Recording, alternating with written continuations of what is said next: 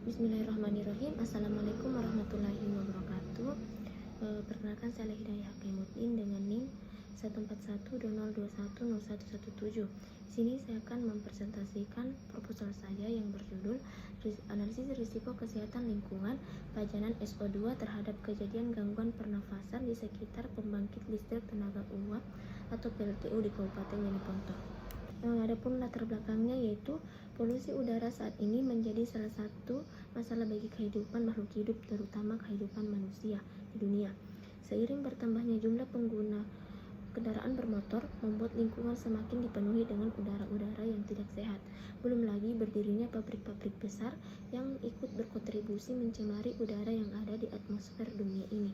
Tujuan penelitian ini yaitu untuk mengetahui analisis risiko kesehatan lingkungan pajanan SO2 terhadap kejadian gangguan pernapasan di sekitar pembangkit listrik tenaga uap atau PLTU di Kabupaten Jeneponto. Adapun tinjauan pustakanya yaitu sulfur dioksida atau SO2 merupakan gas tidak berwarna dengan bau yang tajam, berbentuk cair dalam tekanan rendah dan sangat mudah larut dalam air. Gas ini dihasilkan oleh aktivitas yang berhubungan dengan pembakaran bahan bakar fosil atau batu bara dan minyak. Di alam, SO2 berada di udara akibat erupsi gunung berapi. Saat SO2 masuk di lingkaran dan berada di udara, maka dapat membentuk asam sulfit, sulfur trioksida, dan sulfat. Gas SO2 dapat larut di dalam air dan membentuk asam sulfur, bahkan tanah pun dapat menyerap SO2. Dampak sulfur dioksida pada kesehatan yaitu bila konsentrasi sulfur dioksida di udara 0,002%, maka akan menyebabkan iritasi dan nyeri pada mata dan saluran pernapasan. Ketika konsentrasi nitrogen dioksida di udara adalah 0,05%, akan menyebabkan edema paru dan bronkitis, dan kasus yang serius akan kematian.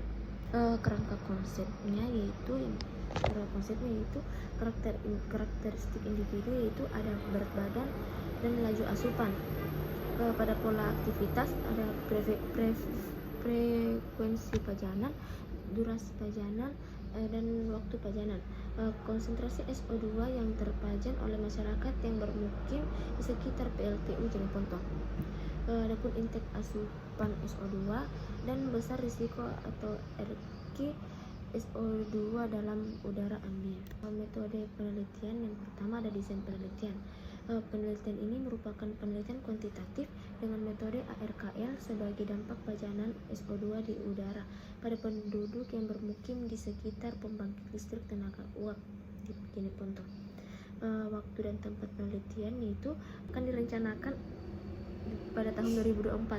Tempat penelitian ini akan dilakukan di sekitar pembangkit listrik tenaga uap atau PLTU di Desa Punagaya, Bangkala, Kecamatan Bangkala, Kabupaten Jeneponto, Sulawesi Selatan.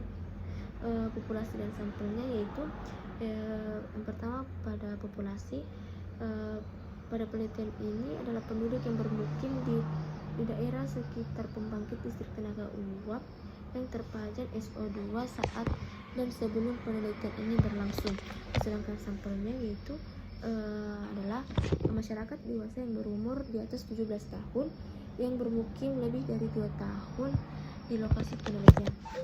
Variabel penelitian yaitu pajanan SO2 terhadap kejadian gangguan pernapasan di sekitar pembangkit listrik tenaga uap atau PLTU. Pengolahan data yaitu yang dipergunakan dalam penelitian ini ada data sekunder dan data primer. Pada data primer yaitu diperoleh dengan pengukuran langsung di tempat penelitian yang terdiri dari konsentrasi SO2, laju asupan, durasi pajanan, dan berat badan. Sedangkan pada data sekunder yaitu data-data primer yang telah dihitung kemudian dilanjutkan dengan tahap editing atau pemeriksaan data, coding atau pemberian kode, entry atau pemasukan data ke komputer atau processing, dan cleaning atau pembersihan data.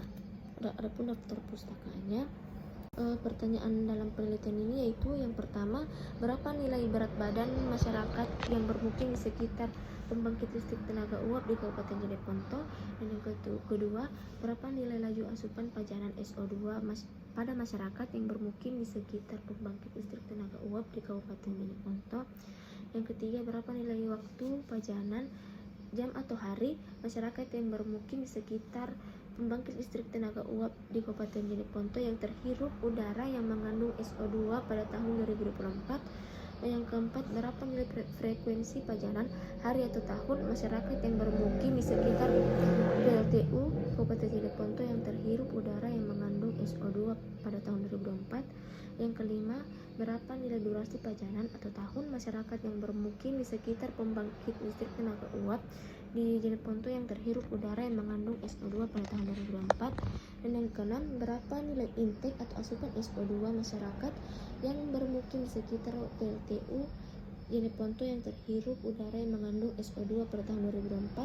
Dan yang ketujuh yaitu berapa besar nilai risiko kesehatan masyarakat yang bermukim di sekitar PLTU di Kabupaten Jeneponto pada tahun 2024. Sekian dari saya, lebih dan kurangnya mohon dimaafkan. Assalamualaikum warahmatullahi wabarakatuh.